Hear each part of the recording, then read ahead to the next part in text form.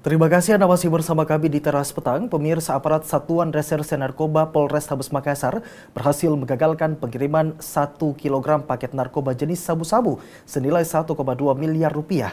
Barang haram tersebut diduga berasal dari jaringan internasional yang dikirim dari Malaysia dengan modus dimasukkan ke dalam kardus makanan ringan untuk mengelabui polisi.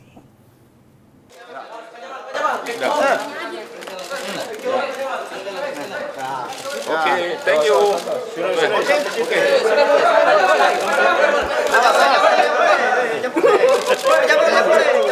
Aparat kepolisian dari unit narkoba Polrestabes Makassar berhasil menggagalkan penyelundupan narkoba jenis sabu-sabu seberat 1 kg yang jika dirupiahkan mencapai angka 1,2 miliar rupiah.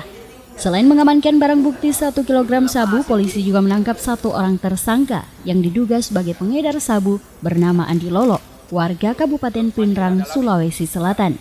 Penangkapan ini dilakukan sekitar pukul 12 waktu Indonesia Tengah, Senin siang 1 Februari 2016. Penangkapan dilakukan berdasarkan adanya laporan terkait informasi pengiriman narkoba pada awal tahun 2016. Aparat kepolisian kemudian melakukan pengawasan dan penyelidikan dan berhasil menangkap Andi Lolo di Jalan Boulevard, Kecamatan Panakukang, Makassar saat hendak mengambil sabu-sabu di sebuah jasa pengiriman barang. Saat ditangkap, polisi menemukan sabu-sabu yang diselundupkan bersama dengan makanan ringan. Berdasarkan penyelidikan, barang haram ini diselundupkan dari Malaysia, kemudian dibawa ke Kalimantan Timur. Dari Kalimantan Timur, sabu-sabu ini dibawa ke Makassar melalui jalur udara lewat jasa pengiriman barang yang dimasukkan ke dalam kemasan makanan ringan. Nah, ini memang ketika kita tunggu, barang ini diambil oleh Andi Lolo. Yang mengambil barang ini di jasa pengiriman barang itu adalah lelaki Andi Lolo. Ya. Bagaimana? Ya, dari Kalimantan. Oh, ada di Makassar. Ya. Jasa pengiriman barang di Makassar. Kenapa?